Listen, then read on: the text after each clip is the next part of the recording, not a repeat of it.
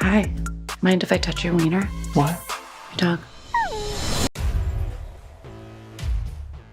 The story begins with Gary, a tow truck operator, arriving at Maddie Barker's residence to repossess her vehicle.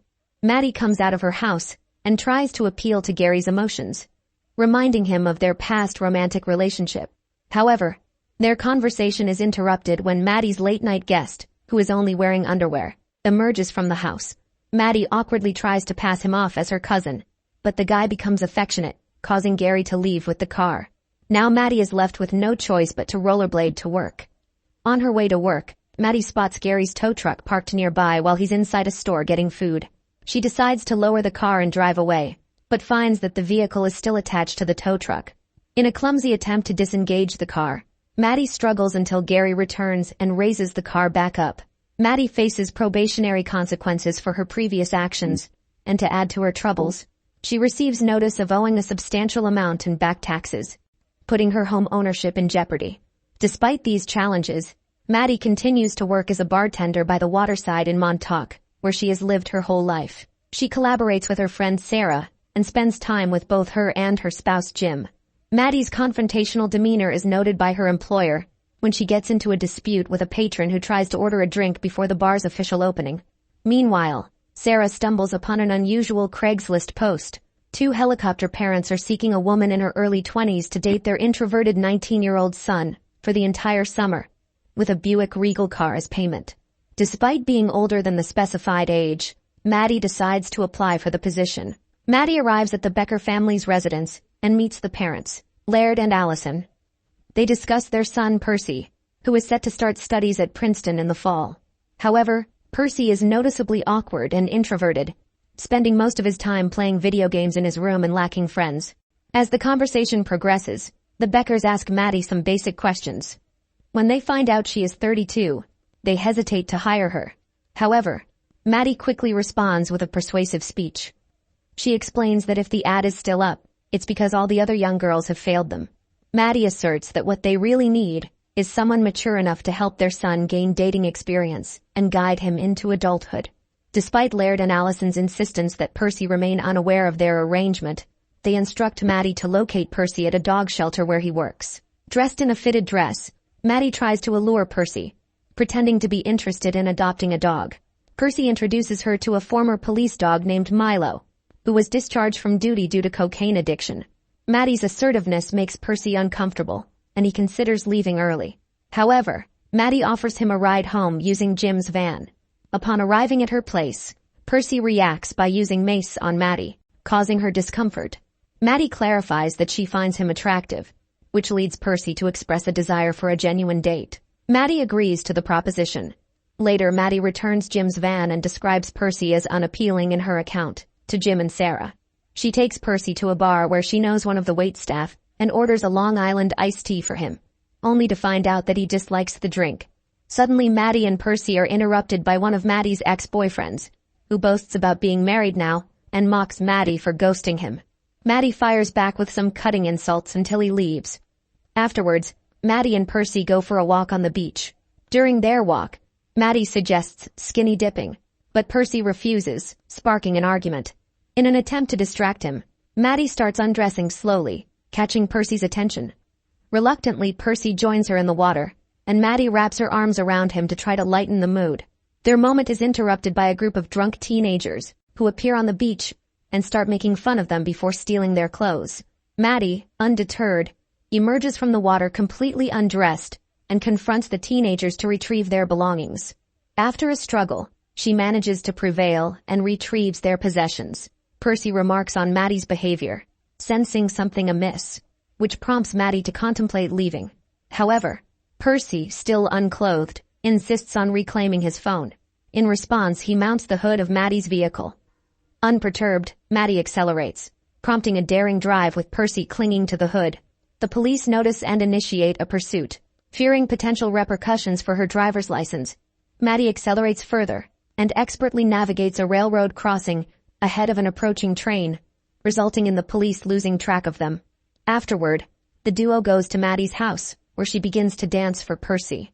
When Maddie asks Percy to hit her rear, he doesn't know how and ends up kicking her.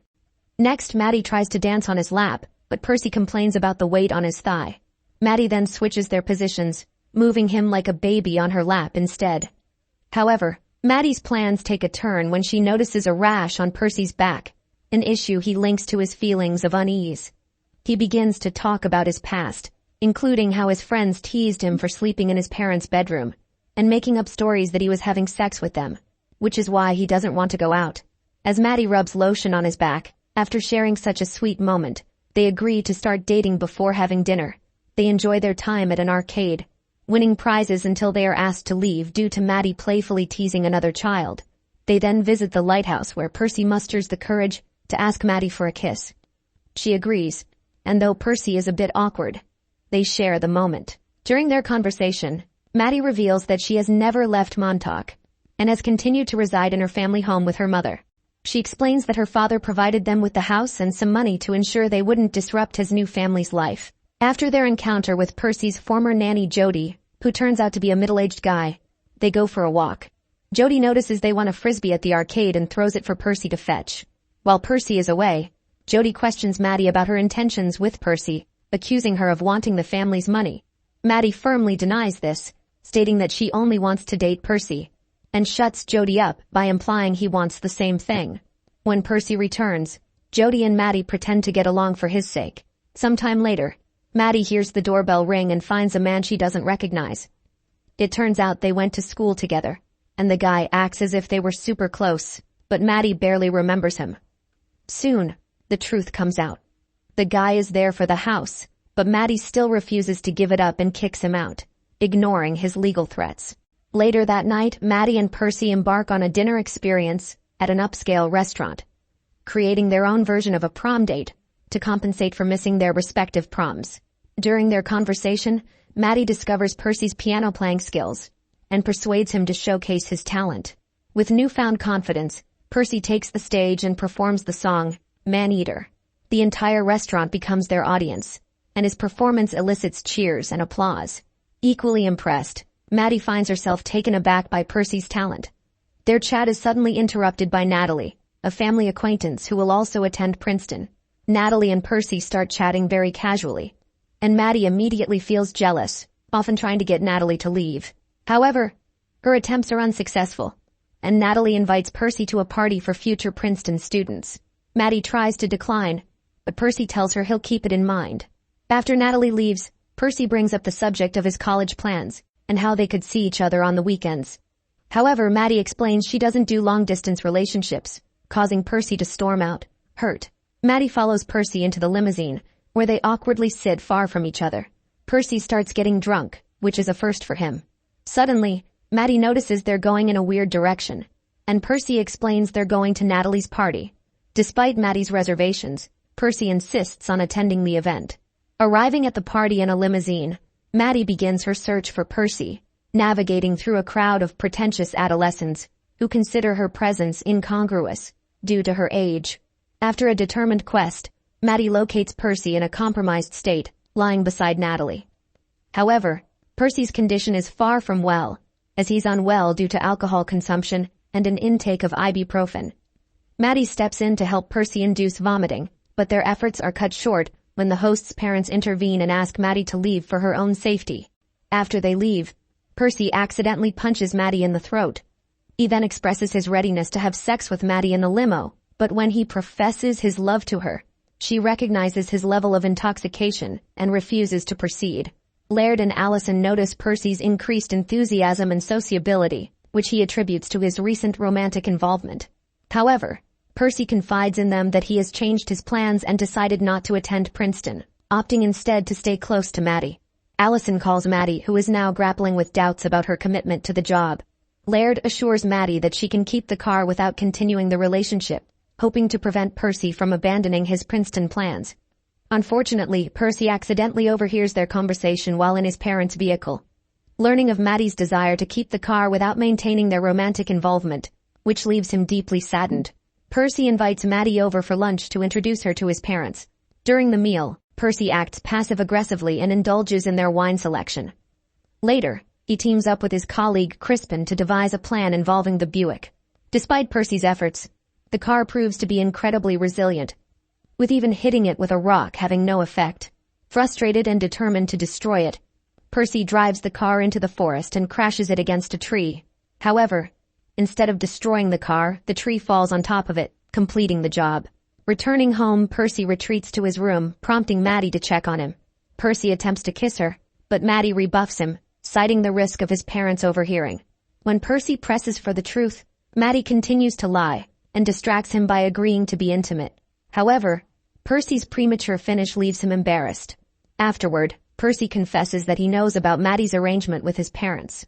Maddie apologizes, insisting her feelings were genuine. But Percy refuses to listen, causing Maddie to lash out in anger. She highlights Percy's privilege and his inability to understand the struggles of those less fortunate. Percy counters by accusing Maddie of wasting her life, waiting for her father's apology, leading her to storm out, deeply upset. In the aftermath, Percy confronts his parents, urging them to stop intervening in his life and allow him to succeed or fail on his own merits. Despite his resolve, the breakup takes a toll on Percy, causing him to retreat back into his introverted ways, spending his days in his room playing video games. Meanwhile, Maddie receives the damaged car, which she decides to use for her Uber driving job. After Maddie manages to gather enough funds to repair her car and settle her taxes, she joins Jim and Sarah in a celebratory moment. However, their joy is short-lived when Jim and Sarah reveal their plans to move to Florida due to the imminent arrival of their baby. Maddie is overcome with disappointment, realizing that she is facing the prospect of loneliness once again. Feeling resigned to her fate, Maddie contacts Doe and decides to accept his offer to help sell her house. She transfers ownership to Jim and Sarah, allowing them to create a home for their growing family, while she begins preparations for her move to California. Determined to reconnect with Percy, Maddie seeks him out at a Princeton gathering. Despite her efforts to explain herself, Percy remains silent and unresponsive. In a desperate attempt to get his attention, Maddie climbs onto the hood of his car, but Percy drives off with her clinging on. Their unexpected journey takes them along a shoreline where Maddie accidentally catches fire from a barbecue grill. As the situation escalates, Percy drives the car into the water in a panic. Amidst the chaos, he searches desperately for Maddie until they both exchange tearful apologies. Sitting on the beach, they discuss their future plans. Percy decides to go to Princeton after all, while Maddie resolves to start a new life in California. Despite their tumultuous journey, they agree to remain friends.